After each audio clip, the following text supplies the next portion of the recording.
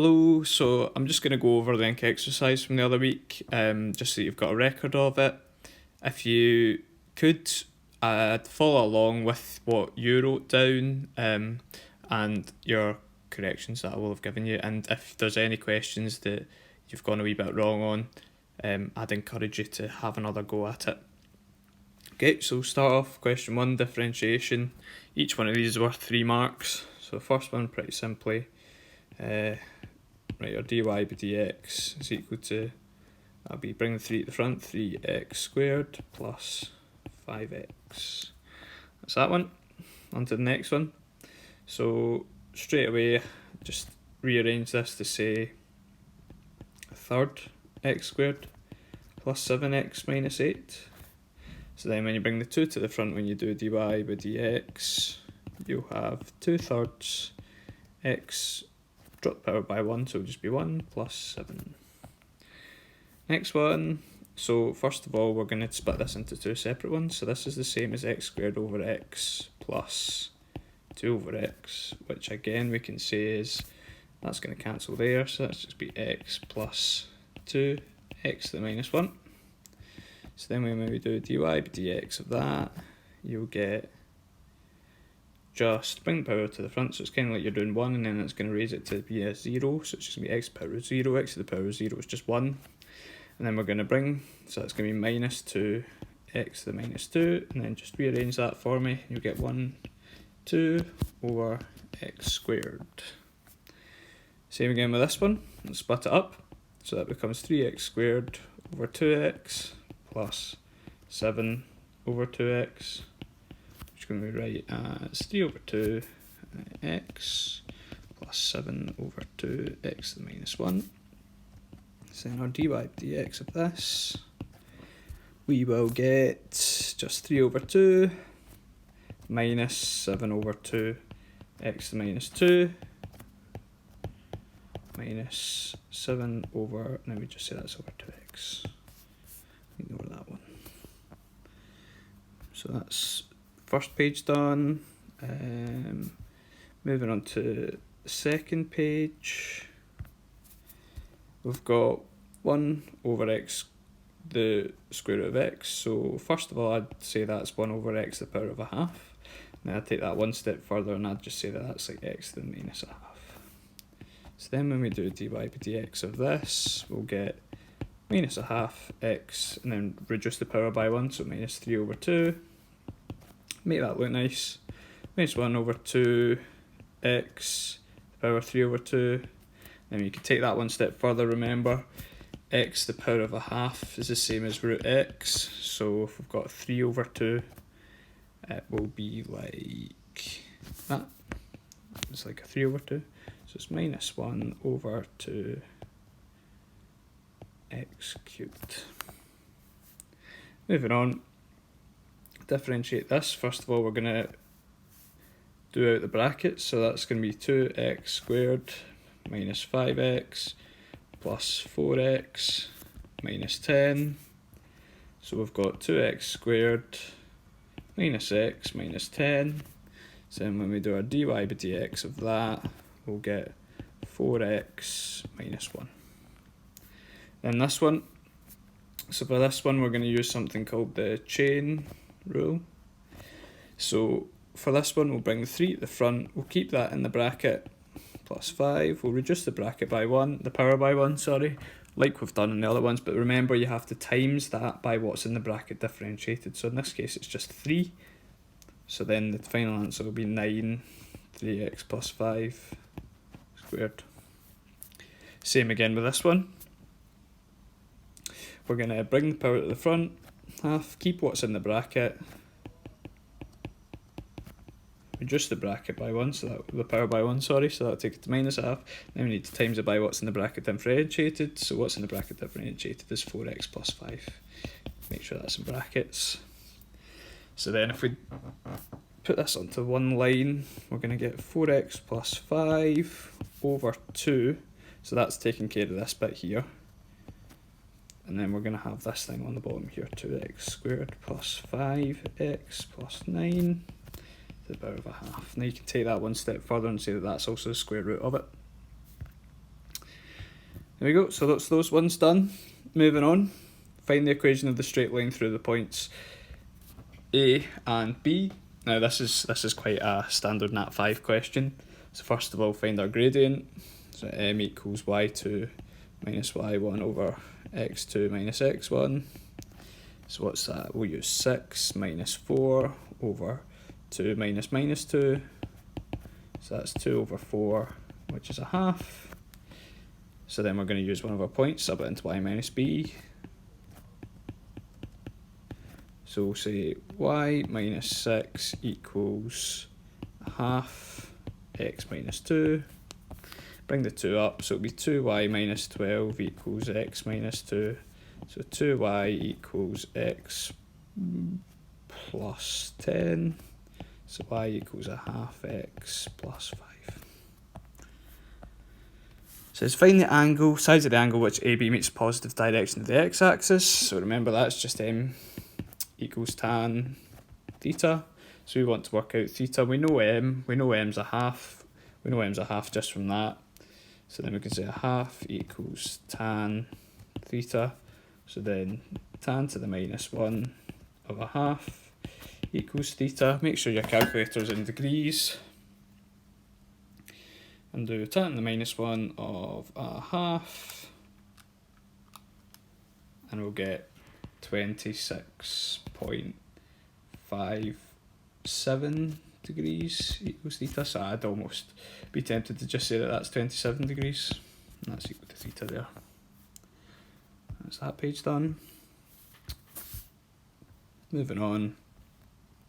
It says find the equation of the straight line through the point 2, 3, which is perpendicular. Perpendicular is important here. You can see that actually. Perpendicular. So we remember perpendicular is opposites at right angles.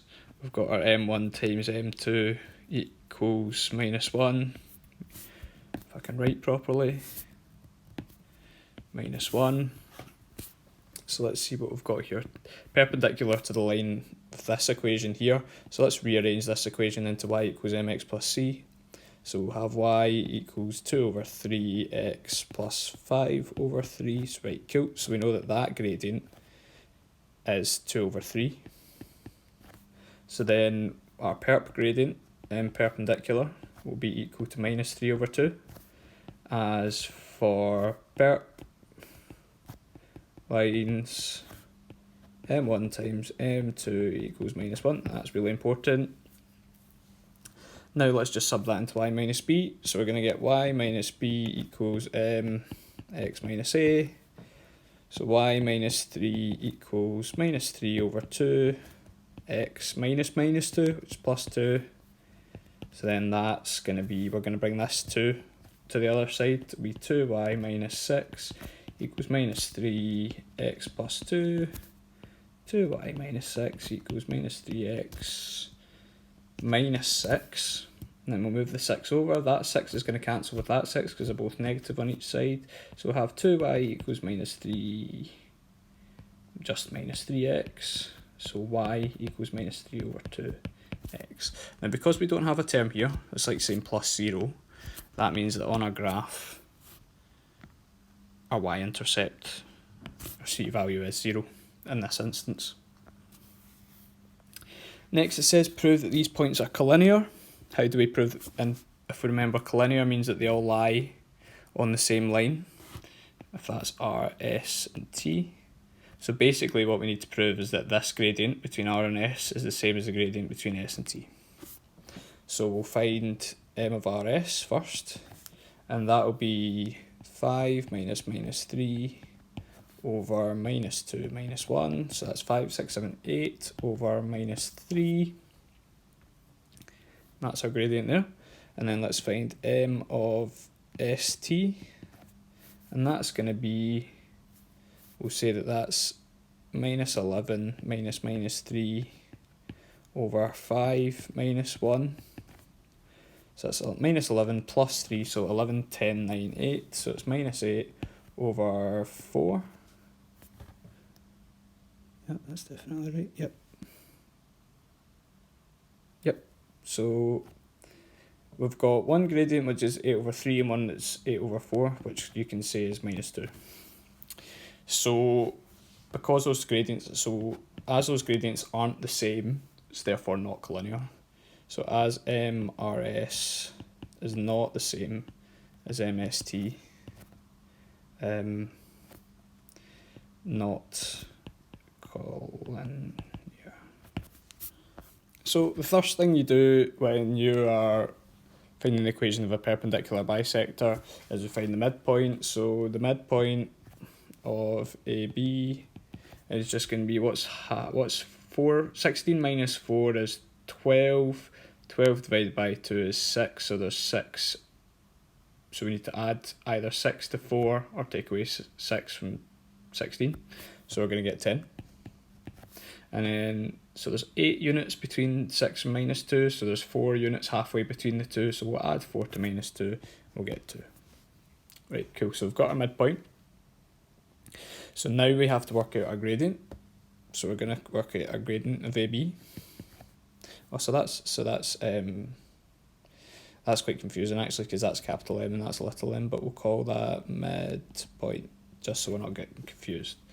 So m of AB is just going to be 6 minus minus 2 over 16 minus 4.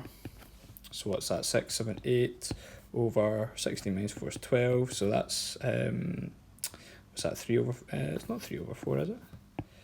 It's 8 divided by 12. That's 2 over 3. Can't believe I had to use a calculator there. So we worked out that gradient. Now let's work out a perpendicular gradient of that, which is going to be minus 3 over 2. And why is that? As for perp lines, m1 times m2 equals minus 1. And that's important. It's very, very important that that gets included every single time you do it. So now we're going to use our midpoint and we're going to use our perpendicular gradient to work out our final answer. So change that back to that colour.